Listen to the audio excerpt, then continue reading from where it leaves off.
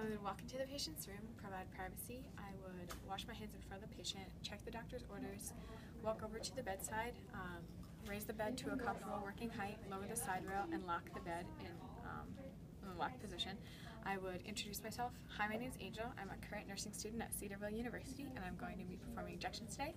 I would explain the procedure, and I would ID my patient, make sure that their wristband matched our records and the doctor's orders. And then I would put on my clean gloves. I would start with the intradermal injections. The needle gauge is 26 to 27. The length of the needle is 1/4 to 1/2 inch. The max amount is 0.1 milliliter, and the angle is 5 to 15 degrees. The location is the inner forearm and upper back, and you do not aspirate. So, prepare my needle. And I would choose my site and swab my site. I would cover just the bevel.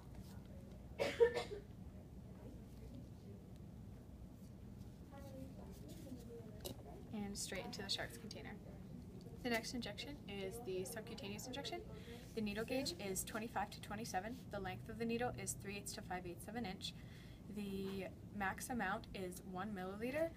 The angle is 45 degrees if you can pinch 1 inch of fat, 90 degrees if you can pinch 2 inches of fat. Most of the time it's going to be 90 degrees. The location is the anterior thigh, the upper outer arm, subscapular, and abdomen. You do not aspirate.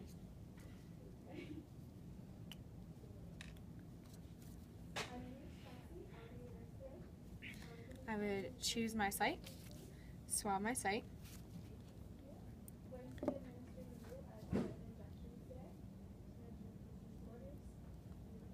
right into the sharps container. The next one is the intramuscular deltoid injection, and the needle gauge is 21 to 23. The length of the needle is 1 to 1.5 inches. The angle is 90 degrees. The max amount is 1 milliliter. You do not aspirate. The location is the deltoid muscle, and the landmarks are 1 to 2 inches below the acromion process. So I would find my site, swab my site, prepare the needle,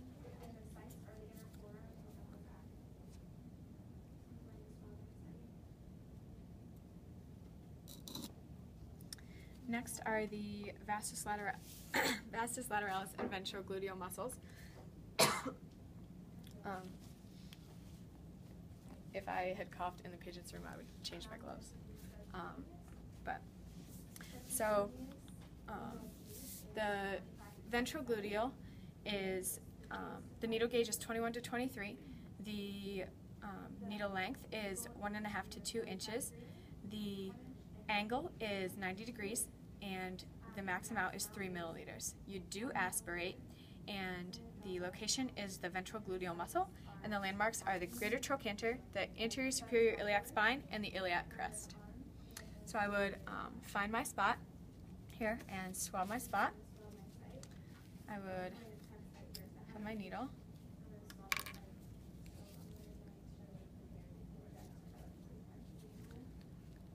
Stretch the skin.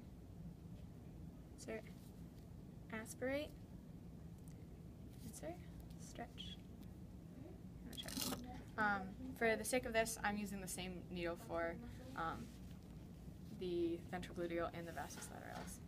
So, but otherwise you would never take a needle out of the sharps container. So for the vastus lateralis, the needle gauge is 21 to 23. The angle is 90 degrees. The max amount is 3 milliliters, and the length of the needle is 1.5 to 2 inches. You do aspirate. The location is the vastus lateralis muscle, and the landmarks are hand width below the greater trochanter and hand width above the knee. And so I would find the spot, swab the spot, get my needle, touch the skin, aspirate, insert, stretch, remove.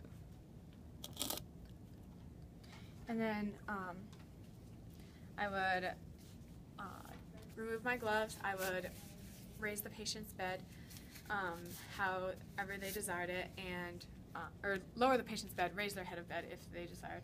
I would raise the side rail. I would give them their call light and make sure that they didn't need anything else.